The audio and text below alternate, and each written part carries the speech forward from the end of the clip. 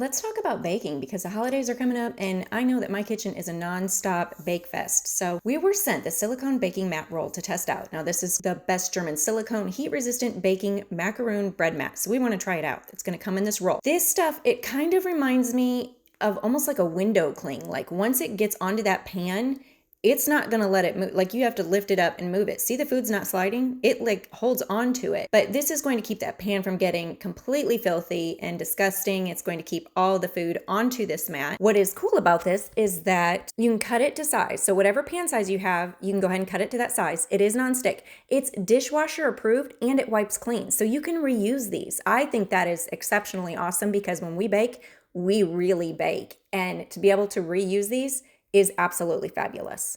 I mean, look at this. I just took the biscuits out, and for how much this mat was holding on to it earlier, these things slide. They're not sticking. I don't have to get anything to help scrape them off the pan. Look at that. It doesn't even look like I used the mat. I would recommend this, you guys. If you haven't gotten your baking accessories yet, this is a must-have. I'm going to be getting a huge roll of this ordered pronto.